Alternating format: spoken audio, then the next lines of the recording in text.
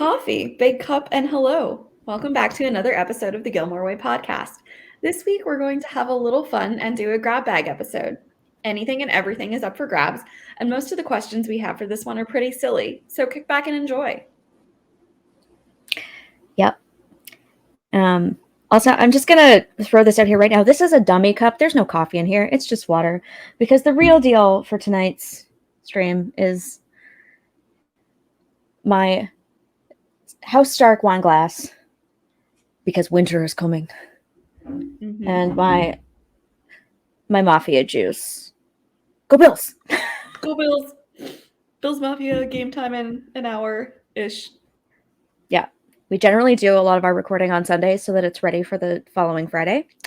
So it's always, football night, basically.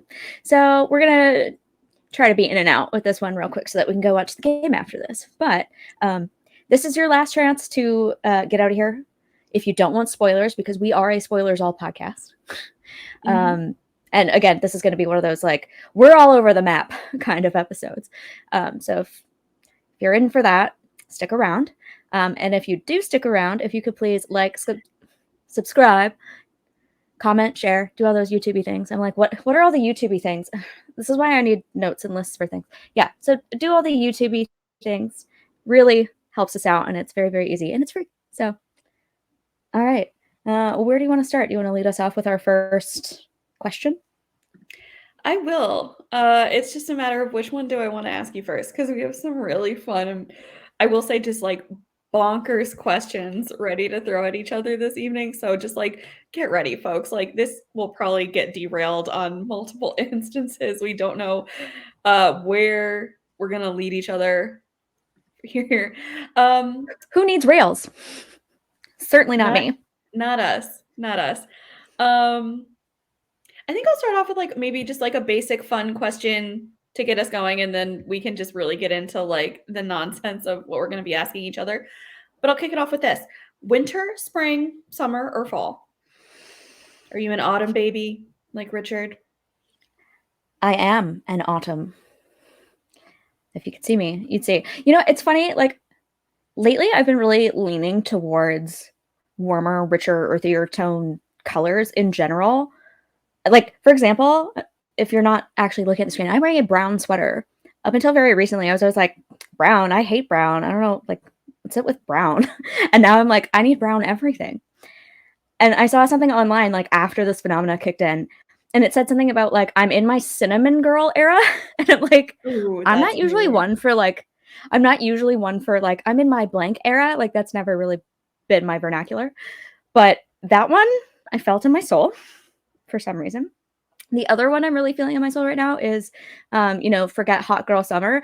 I'm in my deranged opossum fall era. So those are the two that are really getting me. Where's Ophelia? Again, for those who aren't in on that joke, which is basically just Laura and my fiance. When we were in Maine, we popped into a toy store because you wanted to get a gift for a friend's kid, and I spotted a stuffed opossum, and I was like, I have to have that. It's the most off-beat shit I've ever seen.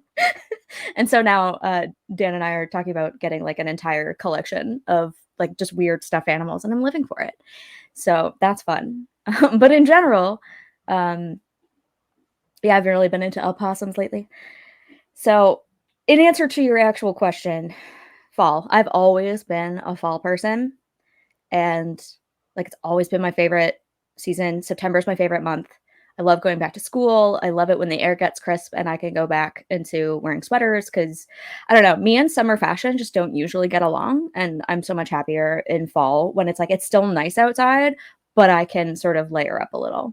But also, on that note, when it comes to the revival, I'm also still a fall, I think. Winter's pretty solid. And fall is pretty solid. I don't know if I would go so far as to say that fall is far and away the best episode of the revival. But with the wedding and the Life and Death Brigade whole scene thing, fall is personally one of my favorite. The beginning of the revival is so great to revive that nostalgia, but then it sort of falls apart with the surrogacy stuff and all of that. Mm-hmm.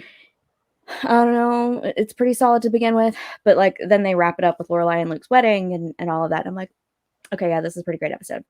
The middle stuff is just like we'll get there when we talk about the revival, but like the middle stuff is it's not the best. So fall on both counts, I guess. What about you? From an actual which season do I prefer perspective in real world, summer all day, every day. I cannot stand the cold. I cannot stand winter. I am not a snow person. When it's cold outside, like I feel like your body just hurts more, and I'm not here for it. Like, just I need to be the like I'm the girl. Just put me in a beach chair next to a pool with like a drink in hand, and I will be the happiest person under the sun. Um, so summer for sure. In terms of the show, I'd actually concur with you and say fall, I think, was the strongest entry. I feel like it ends so beautifully with the wedding and then getting married and seeing all of that play out. But winter is a very, very strong runner up and contender there. And I think it's just because I remember watching it back in 2016, the weekend it came out, and I was like, I'm not going anywhere this weekend. I have all my snacks. I'm ready to go. I'm just like binging this and just hearing the music and seeing it come back. And, you know, you just instantly get into like the Lorelai and Rory fast paced dialogue. It was such a mood and it just got you right in the feels after, you know, not having seen it for 9 years. I'm just like, oh, like I'm back home. So there's always something to be said for that. Yeah, I too love a good beach chair, but I feel like a pool scenario is just a completely different can of worms because, you know, you can just sit there and enjoy baking in the warmth a little bit and then floating in the pool. And nobody has to see you except maybe like your friends and family, unless you're at a public pool. But, you know, my sister has a pool, and so I get to use the privacy of her backyard for my own personal sunbathing and swimming needs most of the time. But just in general, in terms of like trying to find stuff to wear to work where you're going to be comfortable inside and outside and how to layer and like, you know, it gets to be 30 degrees and you want to wear shorts, but your legs are like rubbing together. I'm not all about that. I like cozy sweaters and jeans and I don't know, fall stuff. Fall's always been my favorite. Not to mention the color, just the changing of the leaves and I don't know. I'm a cozy person at heart. I like to be comfy at home in my jams, watching TV. And so as much as I do enjoy the odd like poolside hangout, I don't know. I'm just overall generally happier in fall and like less annoyed at sweat and bugs and sunburns and all of those things that come along with summer. As much as like summer is my second favorite. Let's put it that way. But it has its downfalls. Yeah. I know you hate the bugs. But yes. Okay. So I guess I'll pick another one. Is Luke hotter than Willy Wonka? No. No, I'm sorry. This is not even I don't even understand how this is a thing.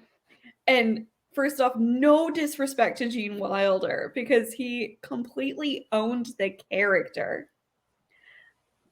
But not a looker for me. Whereas, you know, in his prime, you know, bicep game on point, Scott Patterson, hashtag Luke Danes. Yes, please, and thank you. That man was a tall drink of water.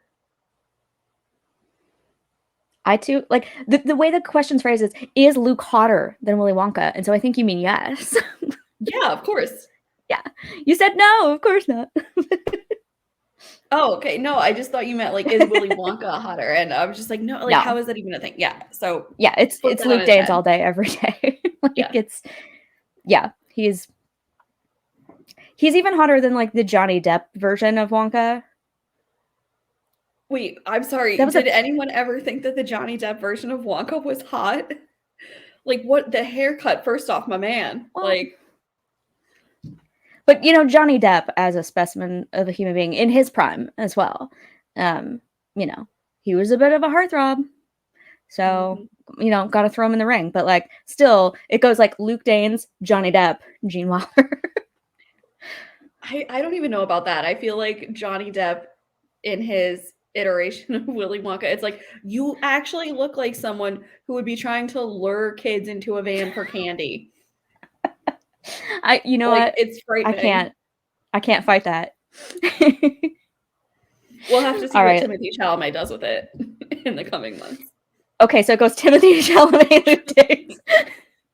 Just Chalamet all day, every day. Yeah. Anything he does, I'm pretty much on board for Timothée Chalamet. Mm-hmm. All right, let's have another one. Okay, here we go. Here's a good one. What quote from the show do you use most in real life? Oh, I'm almost certain it has to be "Oi with the poodles" already. Like that just slips out whenever something's frustrating. Mm-hmm. Trying to think if there's any. Like, there's got to be others. You tell me. How? Like, what do you hear me say the most? Definitely Oi with the poodles already. Probably, I would say maybe even more than Oi is probably just people are particularly stupid today. I can't handle or can't deal with any more of them, which is a whole mood. Yeah. But I feel like I hear that come out of your mouth quite a bit. Yeah. And for some reason, and it's like never true, but like one that pops into my head a lot, and I'm just sort of like, I don't know, thinking about a lot, is cats came to my house today. And I again, no explanation. It just appears unbidden into my brain, lives rent free, if you will. That whole scene, they know. And you know what? I feel like they do. They do know. What's the one you use the most? Probably because I've been spending the past couple of months acclimating myself to a new work schedule. It's I need coffee and an IV. Yeah, I think any of the coffee ones are pretty solid. I need coffee in an IV. Do you like coffee? Only with my oxygen. Like, yeah, those ones roll off the tongue pretty well too. Yeah, my coworkers know. I'll roll up and I'll just be like, no, like, you know, just that face that you put on where it's like, I'm still not ready to talk to people yet. Please don't come up to me. And my coworkers will just be like, Laura, and I'll just be like, right there.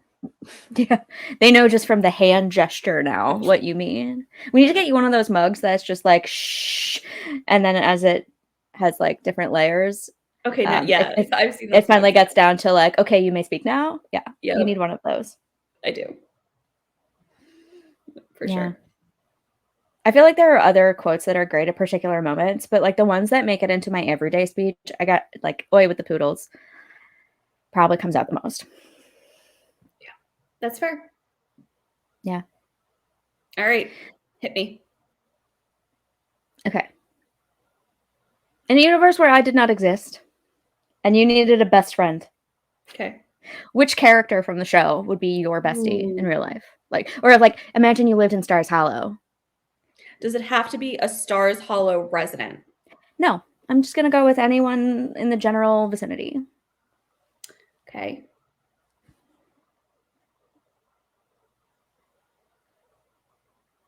I would actually still probably say Suki. I feel like I would get on really well with Madeline and Louise, but I feel like even sometimes for me, they could maybe just like go a little too hard. And it's like, I mean, again, maybe, and this is me, you know, as someone in their 30s now. When I was in my 20s, I'd probably be like, yeah, I can hang on your level. Like, it's 2 a.m. Let's go out. Now that just sounds like, you know, misery business. But I feel like Suki, again, I feel like very good wing woman, obviously appreciates, you know, a good beverage on the rocks with salt. You know, just someone who is going to have your back, who is always going to be there for you, who will be down for a good time. So, yeah, I feel Suki's like, a good one. Yeah, I feel like 30s me says Suki, and then maybe like me going back like 10 or 15 years would be like, I just want to hang out with Madeline and Louise. Yeah, college Kate was absolutely on the Madeline and Louise level, and Madeline is such a sweetheart. Especially Louise, I might be like, oh, come on, like you're too much you right now, like dial it back a little. But Madeline is just like naturally very sweet and nice to be around, I think. Yeah, Suki's a really solid answer. And you make excellent points that put her high on my list too.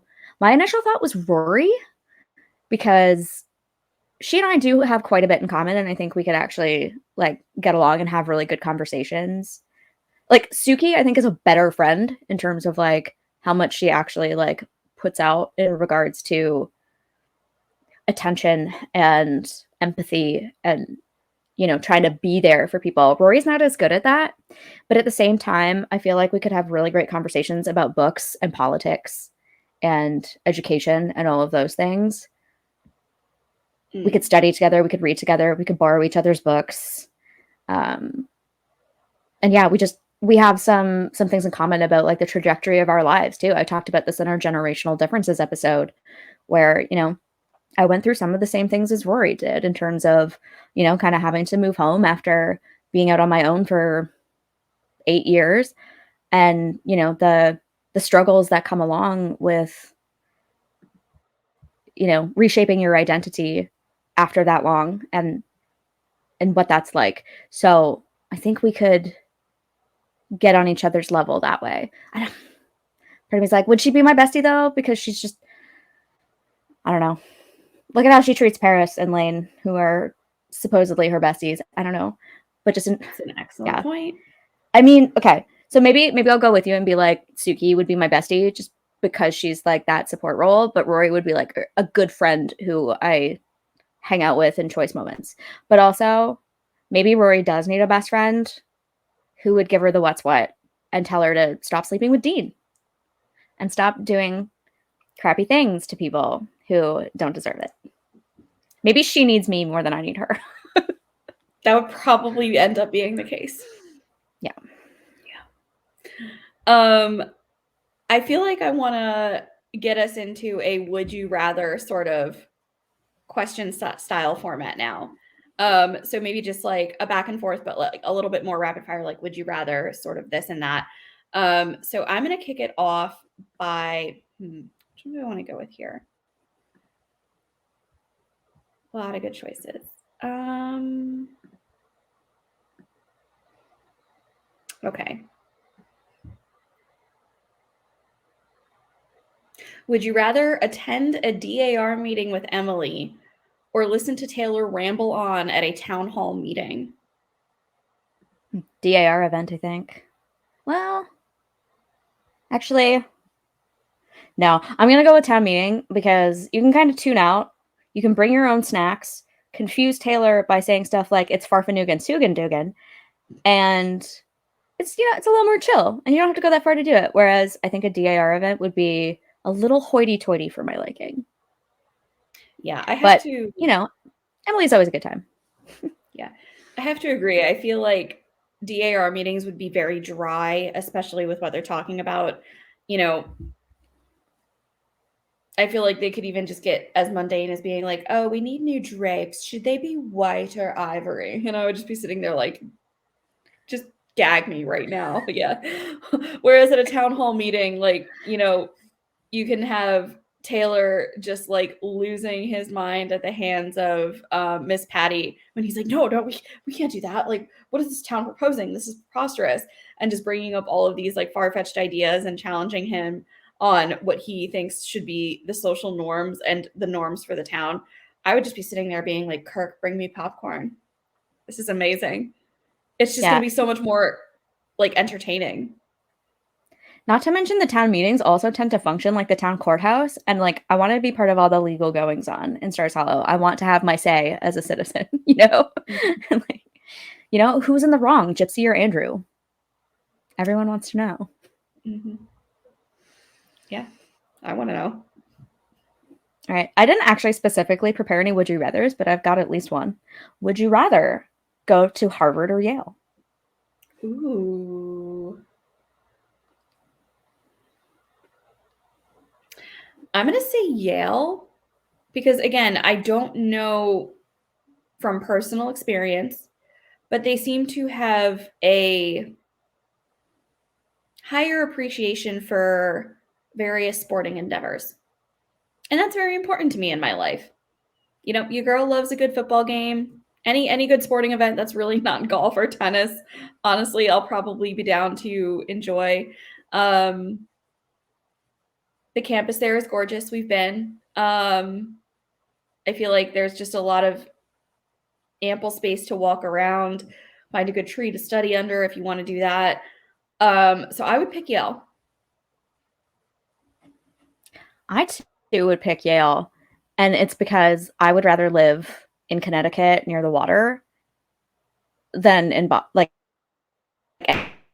anywhere near Boston. That's also an excellent point. We have some gripes with Boston.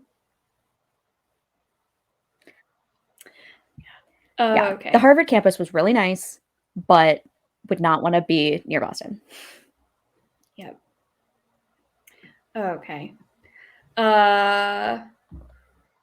What next do I want to ask you?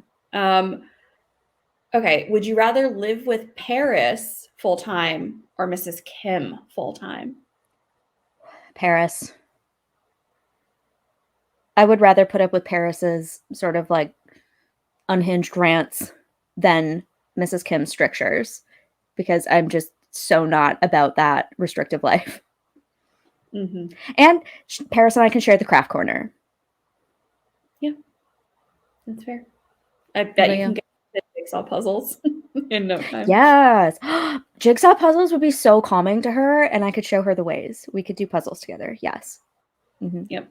I too would say Paris, because I feel like my personal eating choices would not be restricted.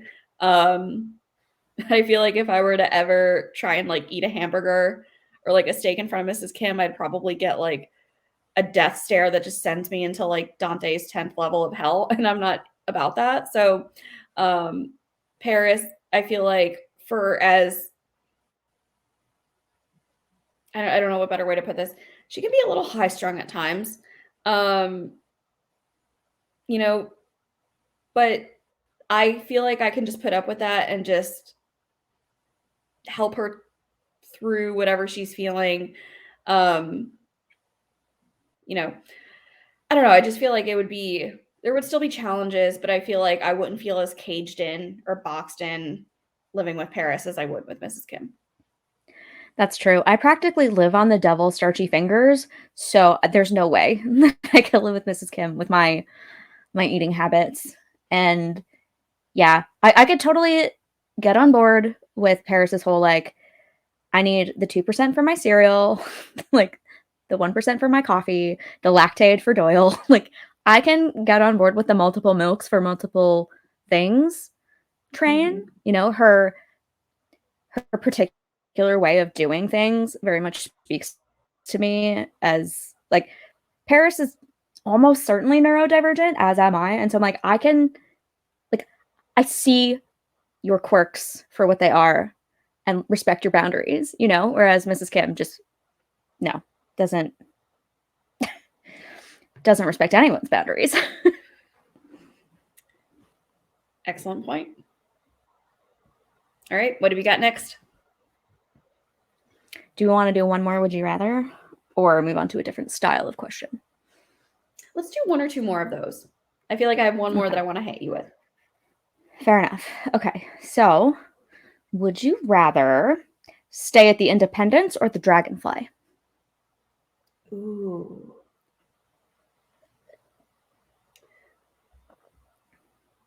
I feel like I'd rather stay at the Dragonfly. I feel like it was a bit more of what Lorelai always wanted it to be, as opposed to outside influences. It's hard though, because like, you know, with Suki and Michelle still being present and you know, assuming their roles within both establishments, like that's like I think the kind of the key there. Like if one or both of them were gone or removed from either establishment, it would probably sway me significantly, because I think they both brought so much to their professions and, you know, the ambiance of the space and the you know, inns that they were respectively running and being employed at. But I don't know, I would still say the Dragonfly. I feel like I would just feel more calm there. Interesting. Part of me loves the dragonfly. And you're right, like it is sort of like it's so sweet and calm and quiet. But part of me loves the aesthetics of the Independence Inn a little bit more, like the cool blues and the browns and the just I don't know. The whole vibe in that place is very much my vibe. And I'm one of those people who um doesn't love necessarily interacting with strangers all that much. Mm-hmm. um and I feel like the Dragonfly is such a small place. Like it's meant to be that sort of like intimate small inn feeling, whereas the Independence is a little more like a hotel where like the staff is there for you, but they're not so much in your face maybe. Like they're not Mm-hmm. just milling around as much, and it's a little bit bigger, it's a little less personal, and that's kind of how I like my accommodations when I'm away from home. I don't know. Like it feels weird to part of me wants to stay at a B&B, and the other part of me is like, but then you're interacting with a lot of people, and it's like the road trip to Harvard episode where they're forced to mingle and talk to people over breakfast. Stuff like that is kind of the nightmare, right? And so I'm like, a larger hotel like the Independence would be a little more anonymous, which is kind of I like to fly under the radar when I travel. So Mm-hmm. I don't know.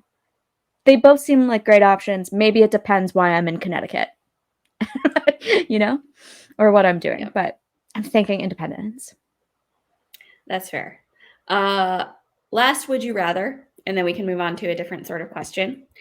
But would you rather go on a double date with Paris and Doyle or Babette and Maury? Oh, that's a good one.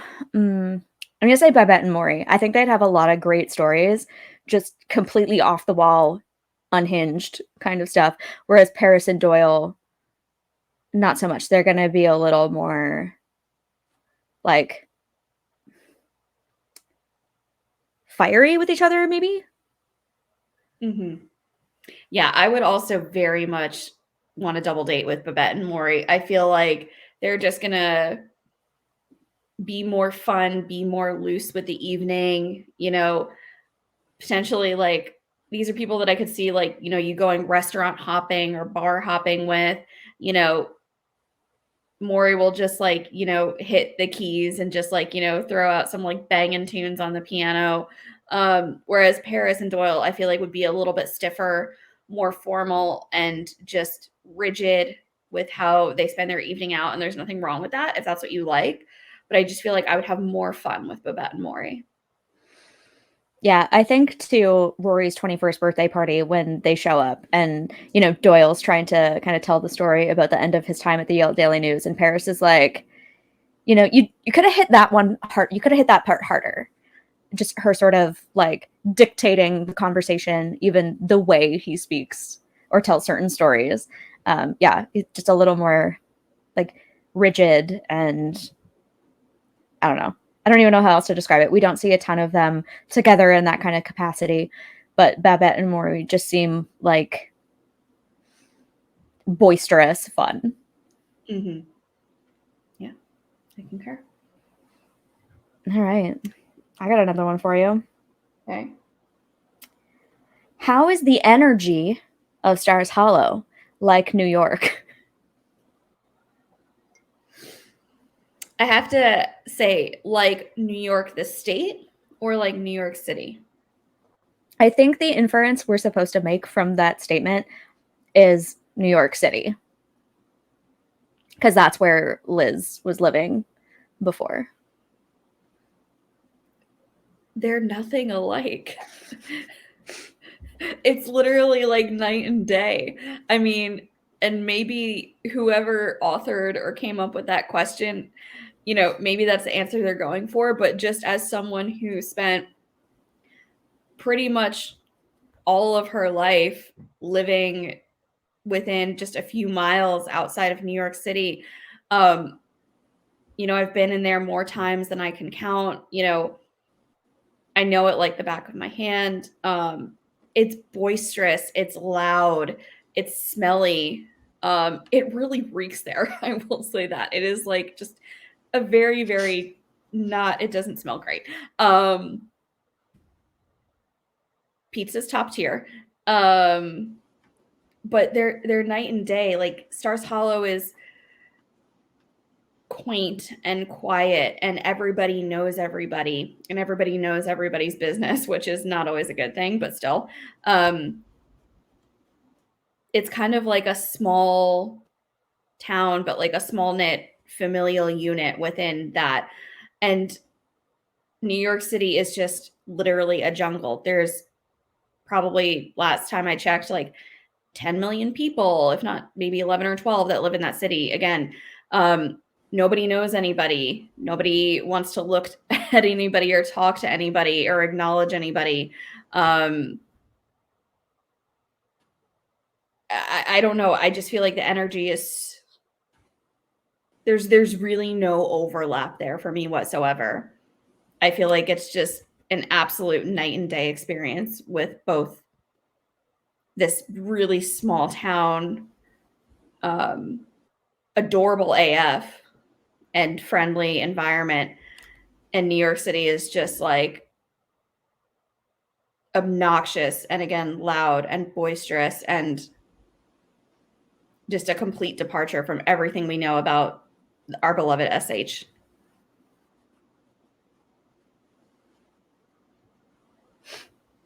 We're in the SH, bitch.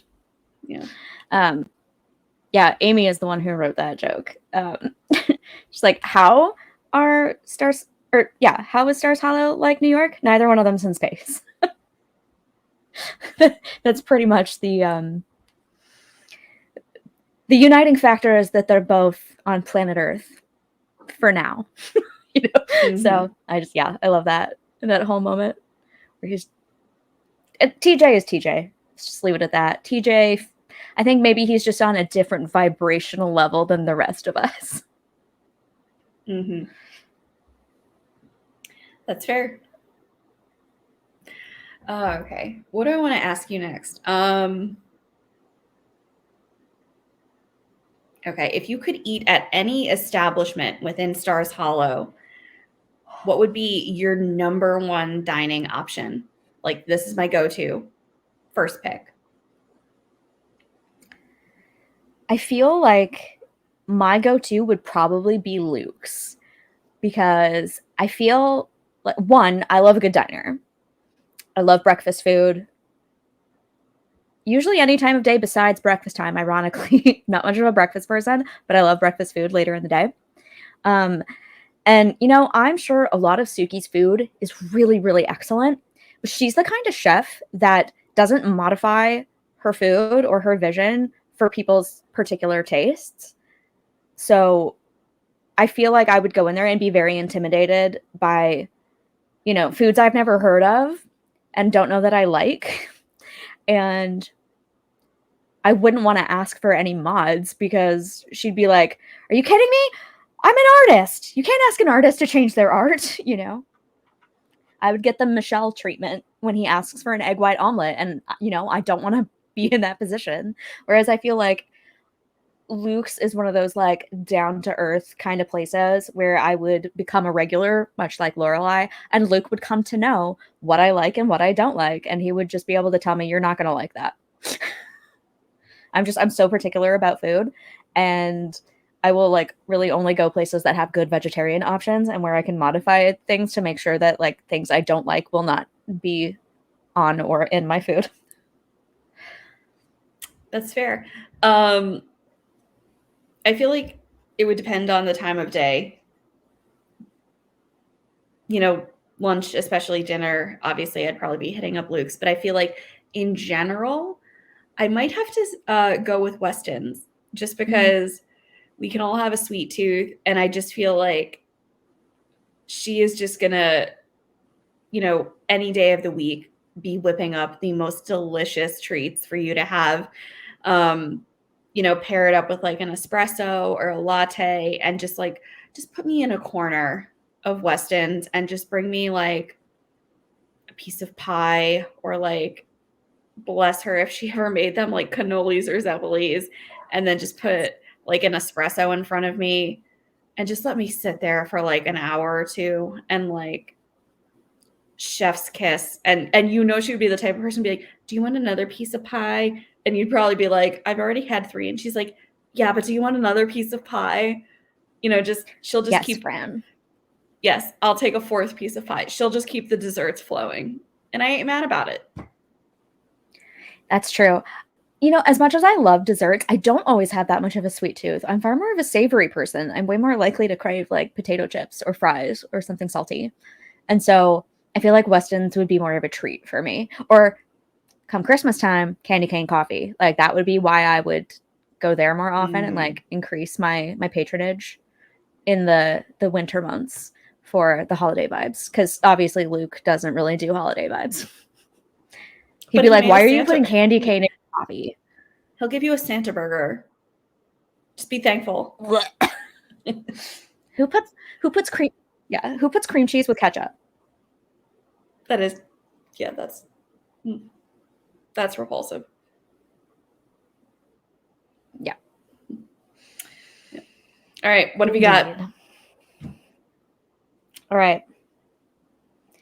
You have to date a minor character from the show. Who would it be?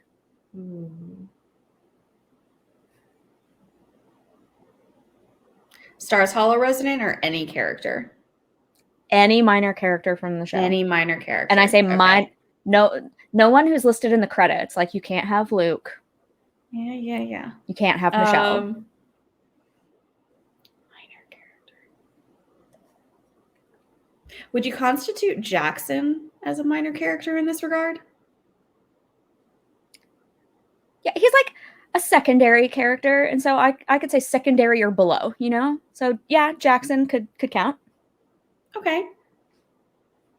I don't know if we'd be endgame, but I would be willing to go out on a couple of dates with Jackson and see how that played out. He seems like he's a very down-to-earth, hardworking, sweet man, knows how to treat a lady right, will provide you with all of the goodies that you need in the kitchen to whip up an excellent meal. Is quirky, but everyone has their quirks. And I think that's just, a delightful part to anyone's personality. So I think I'd be willing to, I would say Jackson. I'd like to go out on a couple dates with him and see how that shook out. I could see that. I mean, knowing what I know about the Belleville clan, I'm like, I don't know about that, but Jackson himself is a nice guy. So I could see that. What about you? I'm going to go with Dave Rogalski. Adam Brody's a total cutie, for one. But, like, he's just such a wholesome dude and, like, has proven that he will go the whole 9 yards to, like, pursue the girl of his dreams and to impress her family and to be a good guy. And he's just so wholesome. And I'm so here for how adorable and sweet he is. That's fair. That's also a great answer. He would definitely be a contender as well. So that's good. Okay, what do I want to hit you with next? What character could be gone from the show forever that you would never miss? I have 2 answers, I think. Tristan. He serves very little purpose other than to, like, piss off Paris and Dean. But it's clear that Rory is never really into him. And he doesn't really add much to anyone's life or the story on the whole. And if he had been erased from seasons 1 and 2, very little would be different. And Marty. Once again, it was just sort of this, like, friend come love interest maybe for Rory that, like, they never did anything with. They just kind of made him a bit of a simp for Rory, who didn't do anything about it and waited too long until she was into someone else, like, didn't get the job done, didn't close the deal, and he eventually kind of disappears from the story and comes back in just the most uncomfortable ways. And if they had gotten rid of that whole plot line, Either that, or if they just made him a friend. I've said it before, but if he was just sort of like the good guy sidekick to Rory, who gave her advice and perspective, that would have been fine. But the way in which they used him, again, didn't add anything to the story for me. Like, they just, I don't know, they slept on it, and he didn't feel important at all. It was just, once again, a way to show that, like, everyone falls in love with Rory and she's incapable of having male friends. You're not wrong. I would have to actually go with Lucy. And it's nothing on Kristen Ritter. I think she's an amazing actress. I've seen her in quite a few things. But I feel like she just always came across to me as just like a really just annoying character and an annoying person within the show who, I mean, don't get me wrong, Rory, and we've said this before, is far from being a perfect friend to anybody. And Lucy was far from being a perfect friend to Rory. But I feel like her personality was, again, just so, it just got under my skin. Maybe it's because, like, I don't know, maybe I don't know if I could necessarily be friends with her in real life, or if I would want to be, considering, I don't know, I just got a sense of like, it's all about me sometimes vibe from her, and I'm just not about that with anybody, like friends, family member, otherwise. Like, there needs to be a give and take with any person that you're interacting with. And I didn't love that about her, but I just feel like that whole friendship arc with them too was just lazy writing. I feel like there are so many other, minor characters that are still in the credits and on the show, if not on a weekly basis. Like, they're there several times throughout any season. Let's explore them a little bit better instead of bringing in this new character so late in the game for this show, who's only going to be there for a finite amount of time. And it's like, I ended up just not really caring about the character. So it's like her screen time was just, again, for me, felt wasted when you could be focusing on plot points and arcs for somebody else. Yeah. Again, I don't hate Lucy, but you're right. It was, I don't want to say lazy writing necessarily, but there was a vacuum left by Logan being a little bit less regular because of his job situation, like working and living in London and then New York and all of that. And therefore the loss of the Life and Death Brigade. I think you needed a little more Yale socialization stuff happening. And also, when you think about it, Rory doesn't have very many female friends. And so I think the writers who took over after Amy and Dan left were like, let's give Rory some friends. Like, let's give her some new people to interact with and see if we can, breathe some life into this and have her doing more at Yale, especially because she was also finishing up at the Yale Daily News. Like, she was no longer going to be editor. And so you have this sort of, again, plot vacuum where she's not in charge of the paper anymore. Logan's out of town. Life and Death Brigade guys have graduated and moved on with their lives. So, like, what's left to fill the gap? But I like what you said about, let's get some more storyline for other characters. Like, give Suki and Jackson a bit more of an arc and give Paris and Doyle a bit more of an arc, because, Paris is one of those almost universally beloved characters. Most people may not necessarily want to be friends with her, but they love Paris as a character. And I think you could have done a lot with her drive to grad school. And you could have done more with Suki and her whole third pregnancy plotline. Again, we'll get to that soon enough. The whole lack of a vasectomy plotline. Mm. You could have fixed that, devoted a little more time to it, and had something a little more compelling than, two of our favorite characters just being completely immoral assholes on that. Yeah, they could have used that time a little bit better, and they didn't, and it's disappointing. Again, not to say that either of the actresses did anything wrong. I think they were just kind of given bad material to work with, and the writers could have done a little bit better. But again, this is the post Amy and Dan era where they're like, okay, how do we clean this up? How do we fix season 7? Yeah. Maybe it needs like some hot new actresses, and Kristen Ritter was very hot at the time. So, and kind of, I don't know if she still is. I'm really like out of the loop on current pop culture, but she's been in a lot of stuff since then. You know, her star power has risen. I don't know what she's working on at the moment, but that's kind of typical for me anyway. So, you know, I think they hopped on the whole like rising young star kind of vibes for her, and it ultimately fell flat. So yeah, I could see why you say that. The Lucy and Olivia stuff doesn't add a ton, except for, you know, tying into my thing, Marty. Yep. Brings Marty back in the most awkward way possible. And the other scene that stands out to me that's of any consequence to season 7, really, on the whole, is the scene in Lorelai's bathroom after they've dyed their hair. And Rory has that whole, like, I don't know what to do after school kind of rant. You know, very relatable. And so maybe having these other female friends has brought this out in her. Seeing other people doing other things and making decisions and moving on with their lives has, you know, made her question her path a little bit, or have some fear about her path.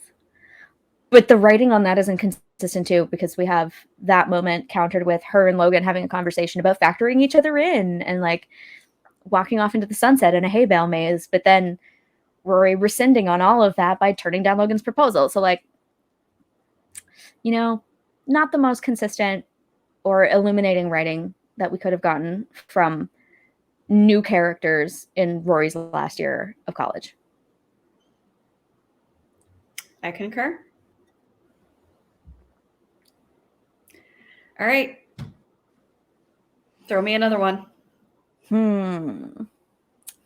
Who's worse, Chris or Anna? Oh, gosh. What a question. I would say Anna. Because I feel like Chris, for all of the missteps that he has and the way that he stumbles, at least tries to make himself redeemable. Whereas I feel like Anna sometimes just, not that she revels in it, but that she's just very unapologetic for her assholiness sometimes, for lack of better phrasing. I feel like she can know that she's probably being a jerk and hurting someone with her words and her actions, but she doesn't feel bad about it, and she doesn't apologize for it or do anything to like rectify it. She's just very unapologetic about the choices and the actions and that she's making and the words that she's speaking, and just doesn't really care to see like a care about the fallout for what that could do to other people. Whereas when Chris, you know, F's up, even if he doesn't immediately recognize it, he's always, from what I've seen, willing to try and course correct and make a situation better or make a relationship with someone better, including, you know, Lorelai or Rory or Emily and Richard or even his parents, which, I mean, you know, whether or not you should be rectifying a relationship with somebody when it's just that toxic, but he's always willing to put forth the work to be a better person. And I never really saw that from Anna. So I'd have to give this to Chris all day. I'm with you on this. We'll have a whole episode about Christopher coming up in the coming months. I think I'm a bit more of a Chris apologist than most. Not completely. I still recognize his flaws, but I'm maybe a little more empathetic to him, because I think a lot of the show, the theme and thrust of it is, you know, what it's like to grow up in a situation that's void of emotional warmth and support, and what that can do to people. You know, we have characters like, you know, Lorelai growing up with Richard and Emily, Logan with Mitchum and Shira, Chris with Strobe and Francine, Paris and her parents, just sort of like what that kind of environment does to people and what it takes to reverse that damage and that trauma. And Chris is on that list for a reason. He had a very similar upbringing to Logan and Lorelai. And so if we can have sympathy for those characters, why not Christopher a little bit more? We don't know much about Anna. but she seems a lot more down to earth and probably had like a normal middle class upbringing that gave her the kind of confidence to be the woman she became. And yeah, you're right. She is a little more unabashedly my way or the highway. And, you know, I'm going to do what I'm going to do. She's very much like Lorelai in that way. And I think her biggest moral failing was not telling Luke about April to begin with. Just being like, nah, he doesn't need to know that he's got biological progeny out there. Like, that was a huge mistake in my books. I think that's just kind of unforgivable. And the way she treats him and tries to drag him through the mud through custody litigation, just, well, I guess it wasn't litigation, it was arbitration, but just no. Anna was probably one of my least favorite characters and additions in the whole show. So yeah, I'm with you. I can at least have some sort of sympathy for Chris and figure out that he had a crappy upbringing and was never taught the right way to do things, at least, you know, by some of the standards we used to judge other characters. But at least he was not as bad as Anna. Just saying. Yeah. Excellent points. I can't wait to dive deep into them further down the line. That's going to be some really juicy stuff. Mm-hmm. The next question I have for you, which I feel like you might have a little bit of fun with here. Which forefather is the hottest? Oh, yeah. We're talking about, we're in my country now, America. Yeah. Out of all of our forefathers, which one would you like to take home at the end of the night? Which one is just... I think I have an answer that will surprise. Okay. So, obviously I'm a Canadian. This was not the history that was drilled into me in high school. I had to like do a little bit of research for this. I generally know who the founding fathers are and some of their roles and accomplishments, but I had to like really think about this one a little bit. Okay. In the show, several people voted for Washington, and I'm like, we do not stand George Washington because he was a slave owner and had some really bad takes when it comes to Indigenous Americans and the assimilation of them into the Anglo-American culture, you know, and land and cultural policies that were not favorable to natives, basically. Kind of a trash person. Great general, won your country, basically, if you will. But in his personal life, maybe not the most, well, again, by our current standards, obviously extremely influential. But personally, choosing from my perch in 2023, I'm not about George Washington right now. Madison, I will say too, before you give your answer, I will say Washington would be out just because of like the whole wooden teeth thing. Can you imagine going home at like the end of the night and like the hubby's there and he's just like popping out some wooden teeth and he's like, hey. Yeah. Sorry. Not the best. Keep your have some good dental hygiene. Actually like have real teeth in your mouth. Thank you and good night. But go on. Then again, I'm willing to bet the state of dental science was not as evolved in the late 18th century. I get it, but still, wooden teeth? Yeah. I didn't actually know that fun factoid, but as someone who just recently had some dental work done, I'm like, yeah, take care of your teeth, folks, because the alternative is not pretty. We don't do them in wood anymore, but like still. Yeah. Anyway, Madison was also a slave owner. Good president in terms of like leadership capabilities, but also was the leader of the War of 1812, which y'all think was a success, but was really just like a big old nothing burger. So, how dare and again, you? as a Canadian, I feel literally attacked by James Madison. So, not Madison. You know, obviously we have John Hancock. He's not like really one of the key founding fathers that they've named, but obviously, you know, John Hancock is a a colloquial saying for a reason. He was that influential that, his signature on the Declaration of Independence is kind of a thing. But like that was the most stylish thing about him, so not John Hancock. Hamilton was a looker. I'm kind of with Nora on this in the sense that like he was probably one of the better looking ones, but he put a whiskey tax on. Yeah, there was a whiskey tax along with like trade tariffs in order to fund the first Bank of the United States. So basically, he was an early finance bro who taxed whiskey, and then he got shot by Aaron Burr, and not the best, not the best, not the best. Yeah, you will lose me on taxing the liquor. Just let people get their drink on. Yeah. It's hard times. It was even harder times then, I'm sure, for quite a few different reasons. Let people do them at the end of the night and just, nope. Yeah, we like our whiskey here at the Gilmore Way. So, sorry, Hamilton. You done goofed, Alex. Damn it, Alex. Damn it, Alex. But by a long shot, not the best looking founding father. But like, I'm into a man who can do it all and is a big brain. And one of the biggest brains of the time was Benjamin Franklin. Like, true polymath. Now we're talking. Yeah.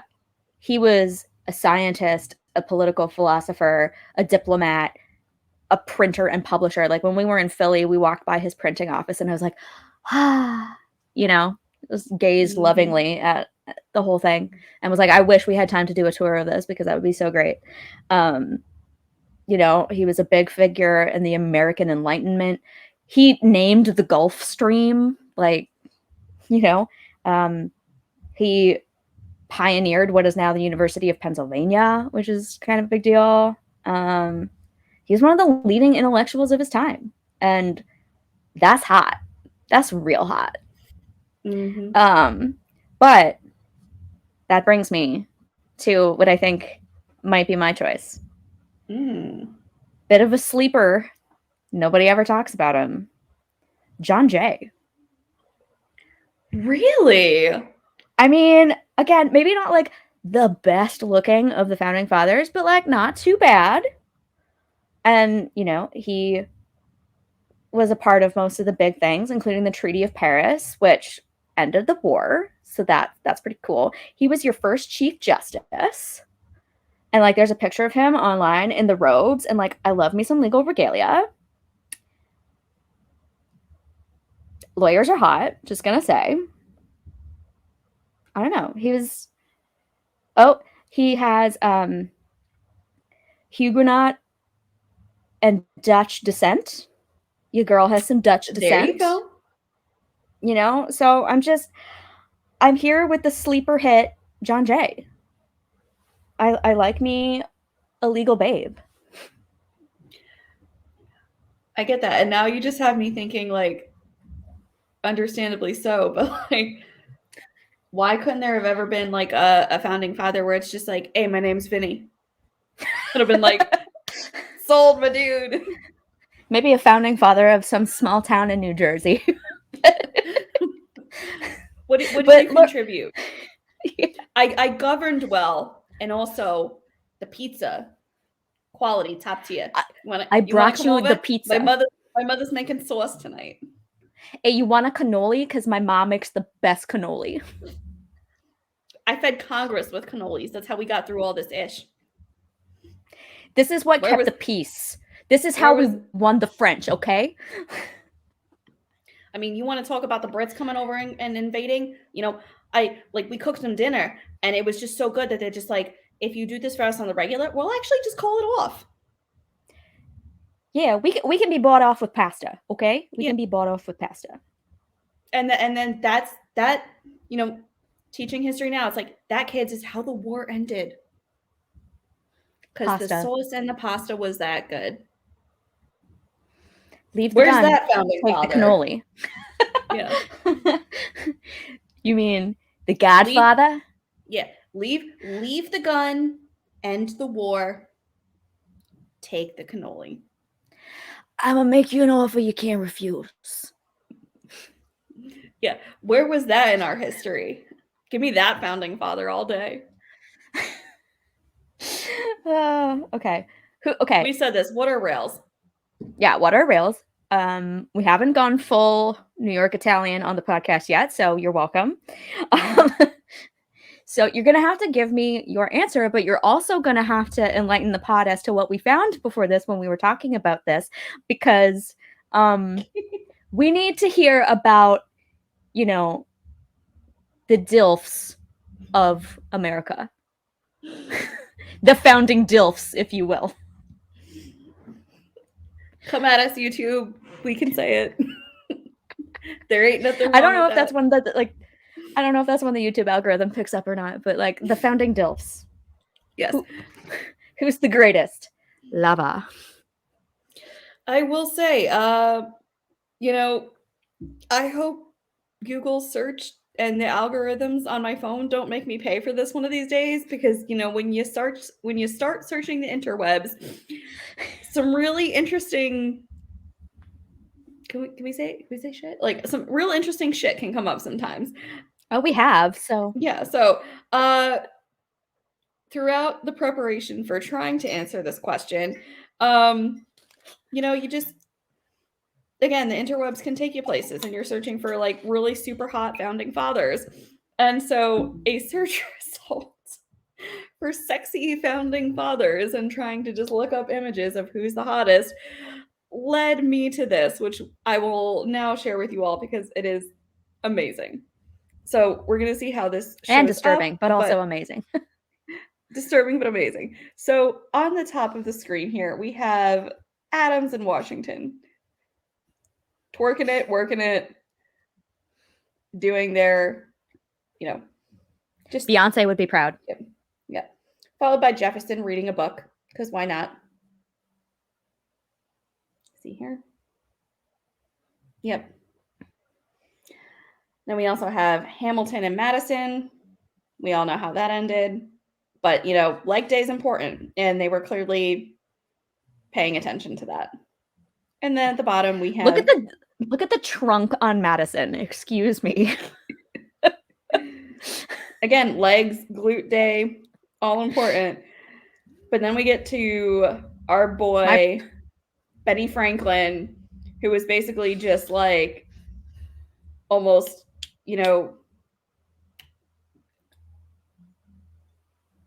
I feel like what's the I feel like he's almost Rose DeWitt catering it on the Titanic, where it's just draw me like one of your French girls. Paint me like one of your French girls, yes.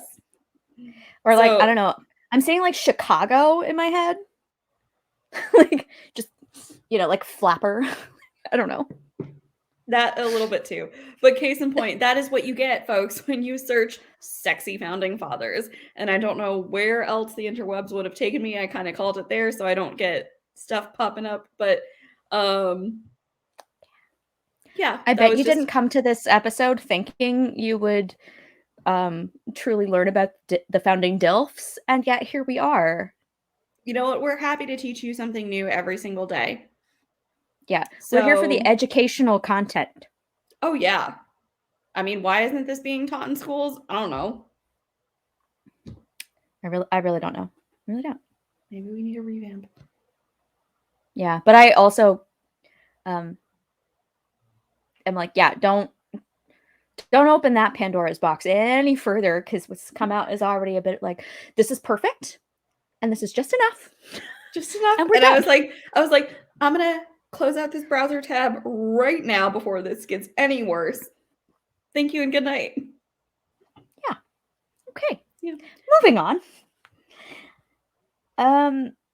Oh wait, no, you didn't give me your pick. Who's your pick? Yeah, I would still have to go with Benny Boy.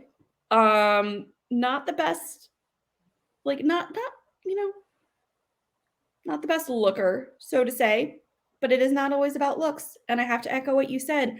The man was brilliant.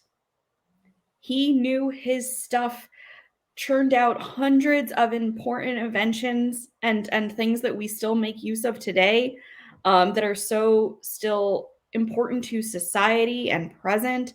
You know, the laws and statutes that he helped establish are still vital in today's government and society. Um, just an intellect, and that's a turn on. And so, all things considered, attaboy, Benny. You sealed the deal. Yeah, I would rather be with the good guy, big brain intellectual than like the hottest diplomat out there. Yeah. Yeah. Because some politicians can suck. But Ben Franklin was one of the good ones. Indeed, he was. Also, kind of funny story along the lines of Nora, who obviously inspired this question. When I was watching Gilmore Girls with Dan, who was English, and Nora first came on, he's like, she has the worst fake British accent that I've ever heard. And so I Googled her. Turns out she's from Essex, which is the same county Dan is from. Shot yourself in the foot there a little bit, didn't you? But then again, like, her accent is very sort of like refined and polished in a way that is not necessarily natural for a lot of Brits living in the States. So I can see why he thinks it might be too affected. But I found it so funny that it, like, she's from, you know, probably less than an hour from where Dan grew up. Fun fact. That would be like me calling someone out on a Jersey accent and saying like, "Oh, that's garbage," but then they're actually from Jersey, and I'd be like, "Oh, well." Yeah, your accent is garbage. I'm from Weehawken. I'm so Speaking of Aaron Burr. I'm so proud right now. Again, I'm Canadian, but I feel sometimes like I'm a New Jerseyan or New Yorker at heart. Because we're pretty much the same person. Literally, before we started recording, we both cracked our knuckles at the same time, so I think the assimilation is complete. Yeah.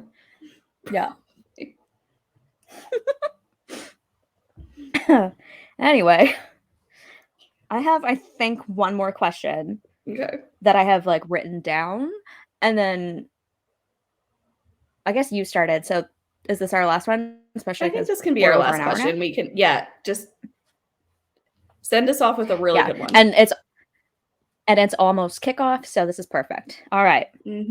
If you could change anyone's storyline, whose would you change and why? Oh my goodness. I feel like this is a giveaway, but Lane's. I mean, we've talked about it before, but like, you crapped all over her in the end with the pregnancy storyline, with like, you have sex once and that's what happens. And I mean, granted, it can. But I just feel like that wasn't ever the arc for Lane. That should have never been her end game. Not that she should have never been married or have been a mother, but she had so much going for her within the music industry, with being a drummer, with going down that path of really putting in years of work to get her band established. I would have loved to see her progress in that and be like successful in someone where it's like, you know, Lane at the Grammys with her band, you know, potentially up for a nomination for like best rock album of the year, you know, but instead we saddled her. And again, like, I use that loosely because, you know, kids, you know, if you choose to have a family and have kids, that's great. That's wonderful. But I feel like she got saddled with that way too early, and as just a scapegoat for the writers to be like, this is what we're just gonna, you know, hand her in her life for the purpose of this story and this writing. And it's like, but this is not what she was ever built for, not what we were ever shown. You're crushing her potential. You're relegating her into this role that she might be good at, but is just feels so untruthful to her. So again, don't get me started. I could go off on this for like the next hour, but Lane. Yeah, and we will go off in detail about this, but I also think that I would change Lane's storyline for several of the reasons that you listed. I think she would make a good mom in general, eventually. But I think what bugs me the most about it is the whole like full circle of it all, where it's just like, hopefully you only have to do it once, like me. Like, she ends up very much like her mother. And I know that's sort of the conceit of the show, but that doesn't mean I have to like it or take it lying down. And the only reason I say that is because Lane had other ambitions. And so I think, yeah, she would have been a great mom and enjoyed the process when she was a little bit older and more established and had a chance to live her own life and accomplish her own goals first. And the word saddled, I think, is totally appropriate for her because, again, as much as children can be a blessing when you want them, and even sometimes if you like aren't precisely ready for them, like, she took on the role of motherhood with aplomb, if you will, um, even though it wasn't necessarily the timing she would have wanted. It just it wasn't what I saw for her. And even Amy herself in a recent interview said that if there were going to be more Gilmore Girls episodes, she would want to focus more on Lane. And I'm like, you must be watching our episodes because we talked to Emily Kuroda and she wants more Gilmore focused on like the music and Lane and the kids. And I'm like, give me that. Emily will sign up so fast. Mm-hmm. I'm sure Keiko will sign up so fast.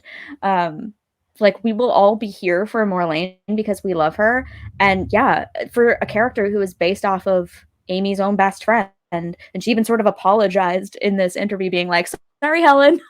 Like, you did her dirty by not paying more attention to her and by, again, shoehorning this whole narrative of like mother, like daughter. And I personally wasn't here for it. It didn't make sense to me. I didn't love it.